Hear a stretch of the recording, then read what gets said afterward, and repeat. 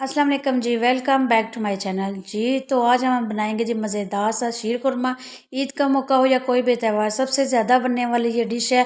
और इसको कैसे मज़ेदार सा फ्लेवरफुल सा बनाते हैं और इसमें अच्छा सा सुनहरी सा कलर कैसे आता है, ये आज आपके साथ शेयर करूँगी। चलते हैं अपनी रेसिपी की तरफ। सबसे पहले जी एक पैन में मैंने 1 टेबल स्पून घी शामिल किया। इसके बाद इसमें मैंने सवैयाँ शामिल किया। 200 ग्राम का पैकेट होता है सवैयों का, मैंने हाफ पैकेट इसका लिया है। इसको हल्का सा घी के साथ रोस्ट कर लेंगे। बहुत ज़्यादा इसको डार्क कलर नहीं करेंगे। जैसे हल्का सा इसका कलर चेंज होगा ना, खुशबू आने लगे, तो हम इसको जो है फ्लेम को ऑफ कर देंगे और प्लेट में इसको निकाल लेंगे सवैयाँ सारी। इसके बाद जी बारी आती है जी, इसमें सुनहरापन कैसे आएगा हमारी शीर खुरमा में, उसको कैसे टेस्टी करेंगे। इसलिए एक कढ़ाई मैंने हाफ कप जो चीनी ली है। इस पे चीनी को हम बिल्कुल छेड़ेंगे नहीं, कोई पानी वगैरह इसमें शामिल नहीं करेंगे। हल्की जैसे जैसे ही मेल्ट होती जाएगी ना, तो ये इसका कलर चेंज होता जाएगा। बस इस चीज़ का ध्यान रखना है कि ये जले ना, इसका कलर डार्क ना हो। डार्क हो गया ना और ये जल गया तो ये इसमें कड़वापन आ जाएगा और उस तरह टेस्टी आपका शीर खुरमा नहीं बनेगा। इसके बाद कैरेमलाइज होने के बाद इसमें जी शामिल करेंगे दूध। दूध जैसे ही आप इसमें शामिल करेंगे ना, बिल्कुल ऐसे हार्ड सा हो जाएगा कैंडी की तरह।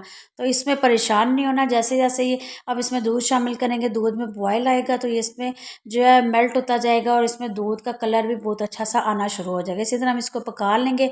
एक दफ़ा बॉयल आने तक हम इसको दूध को पकाएंगे। इसके बाद इसमें शामिल कर देंगे जी जो सवैयाँ हमने रोस्ट करके रखी थी ना, वो इसमें हम शामिल कर देंगे। इसको मिक्स करेंगे। हाफ पैकेट के हिसाब से ना मैंने इस रेसिपी में ना 1.5 लीटर दूध का यूज़ किया है। इसके बाद ये सवैयाँ भी इसमें शामिल कर दी। अब जो इसकी बारी आती है इसकी पकाई को, इसके फ्लेवर की, तो ये रेसिपी जो है बिल्कुल भी हाई फ्लेम पे नहीं बनती। इसको मीडियम फ्लेम पे स्लो स्लो जितना अच्छी तरह से पकाएंगे ना, इतना इसका टेस्ट और ज़्यादा डेवलप होगा। और यहाँ पे मुझे चीनी थोड़ी सी कम लग रही है, इसमें मैंने थोड़ी सी चीनी शामिल की है।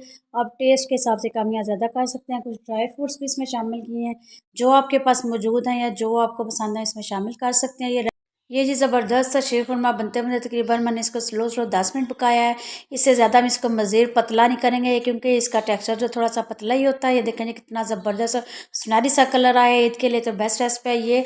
कोई भी ईद हो या कोई भी त्यौहार हो, ये रेसिपी जो बहुत स्पेशल मानी जाती है। और ईद के मेन्यू में तो ये जो है स्पेशल रेसिपी होती है, स्पेशल डिश होती है, हर घर में बनाई जाती है। बहुत ईजी मेथड मैंने आपका शेयर किया। बनाए खाएं, एंजॉय करें और वीडियो को लाइक और चैनल को सब्सक्राइब करना ना भूलिएगा। Thank you.